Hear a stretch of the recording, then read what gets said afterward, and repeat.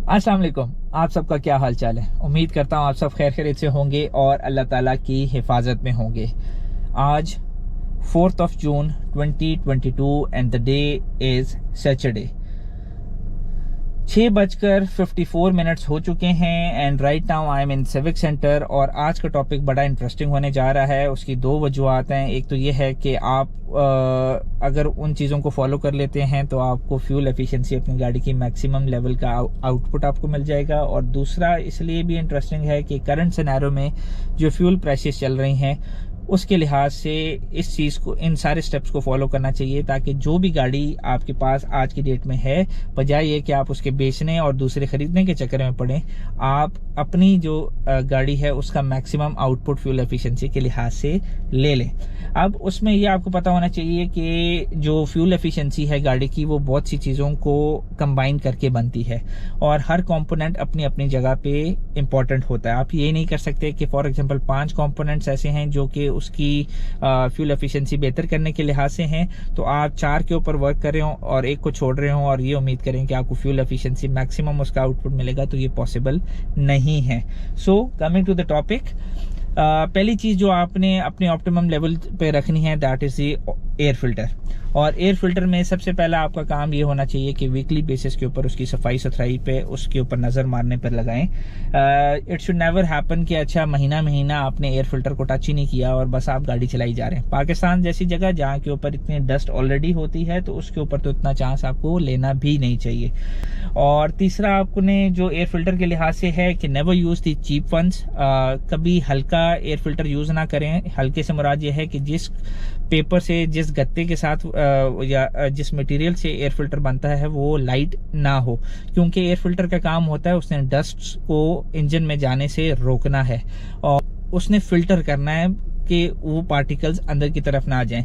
Light weight होएगा तो ये आपको पता होना चाहिए, लाइट वेट होने की वजह से डस्ट पार्टिकल्स इंजन में जाएंगे और बर्न होंगे, तो उससे जो फ्यूल एफिशिएंसी है वो कॉम्प्रोमाइज होगी।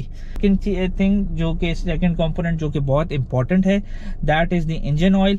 इंजन ऑयल के लिहाज से ये आपको पता होना चाहिए कि अपने मैनुअल को ज़रूर कंसल्ट करें, अपने डीलरशिप से ज़रूर कंसल्ट करें। अपनी जो मैन्युफैक्चरर ने बता दिया है कि आपने इस ग्रेड का इंजन ऑयल यूज़ करना है तो आप उसी को यूज़ करें। इसमें आप मैनुअल को भी कंसल्ट कर सकते हैं। आप जो है रेडिएटर टॉप के ऊपर भी देख सकते हैं, वहाँ पे भी बाज़ औक़ात मेंशन होता है। बाज़ औक़ात बोनेट, अंडर बोनेट वाली साइड के ऊपर भी मेंशन होता है कि ऑयल कौन सा आप लोगों ने यूज़ करना है। और बाज़ औक़ात जो ऑयल का अपना कैप होता है उसके ऊपर भी मेंशन होता है कुछ गाड़ियों में, जिसके आपने कौन से ग्रेड का ऑयल यूज़ करना है। उसके बाद आपको ये पता होना चाहिए कि अगर आप अच्छी क्वालिटी का ऑयल यूज़ नहीं कर रहे तो रगड़ इंजन में काफ़ी पैदा होगी। ऑयल बेसिकली यूज़ इस वजह से होता है कि रगड़ से बचाया जाए, तो जितने ज़्यादा वो रगड़ पैदा होगी उतना ज़्यादा एक तो अंदर टेम्परेचर भी बढ़ेगा और दूसरा ये होगा कि इंजन को ज़्यादा वर्क करना पड़ेगा मतलब जो उसका ऑयल है उसको फ्लो के लिए, जिसकी वजह से आपकी फ्यूल एफिशिएंसी भी में मसला आएगा और आपकी ओवरऑल गाड़ी में भी मसला आएगा उस टेम्परेचर राइज होने की वजह से। तो आपने हमेशा अच्छा ऑयल और recommended oil, engine oil use करना है और इंशाल्लाह ताला आप अपने मैक्सिमम रिजल्ट से इस्तेफादा कर सकेंगे। तीसरा जो है important component that are the tyres. Tyres के ऊपर कभी कॉम्प्रोमाइज़ ना करें। सबसे पहली चीज़ जो टायर के लिहाज से आपने मेंटेन रखनी है that is the tyre pressure. Air pressure जो है उसको मेंटेन रखना है, जो कि मैन्युफैक्चरर ने बता दिया है कि भाई आपकी गाड़ी में के टायरों में इतना एयर प्रेशर होना चाहिए, उसको आपने मेंटेन करना है। वीकली बेसिस पे देख लें, लॉन्ग रूट पे निकले तो खसूसी देख लें ताकि आपको प्रॉब्लम ना आए। उसमें यह है कि बी पिलर जो आपकी गाड़ी के होते हैं उसके ऊपर भी आप वहाँ से भी देख सकते हैं और दूसरा आप अपने मैनुअल को भी कंसल्ट कर सकते हैं, उसके ऊपर ये सारी डिटेल्स मेंशन्ड होती हैं। उसमें आपको एक और चीज़ पता होना चाहिए कि अगर टायर का प्रेशर कम है तो इसका मतलब रोड के ऊपर गाड़ी की ग्रिप नहीं रहती या कम हो जाती है, तो उस ग्रिप कम होने की वजह से इंजन को ज़्यादा वर्क करना पड़ता है।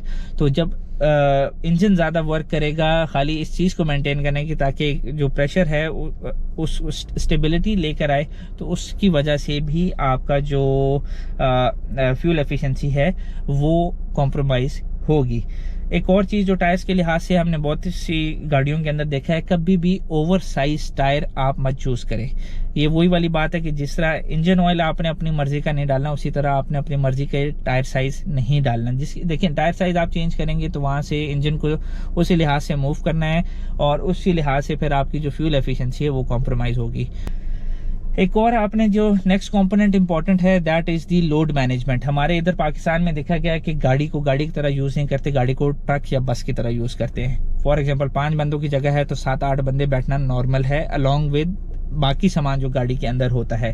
गाड़ी का मैनुअल जो यूजर मैनुअल है उसके अंदर भी बता दिया गया है कि कितनी कैपेसिटी, कितना केजी का वेट गाड़ी बर्दाश्त कर सकती है मैक्सिमम। आप उसको देख सकते हैं, कंसल्ट कर सकते हैं। उससे ज़्यादा जब आप लोड डालेंगे तो गाड़ी का जो फ्यूल परफॉर्मेंस है, इंजन देखें जोर पकड़ेगी, ज़्यादा खींचना पड़ेगा गाड़ी को, और जिसकी वजह से फ्यूल एफिशिएंसी मुतासिर होगी। स्पार्क प्लग्स, और स्पार्क प्लग्स के लिहाज से भी बहुत सी क्वालिटी के आते हैं, तो उसमें भी आपने अच्छी क्वालिटी को प्रेफर करना है ताकि आपकी गाड़ी की लाइफ बढ़ी रहे।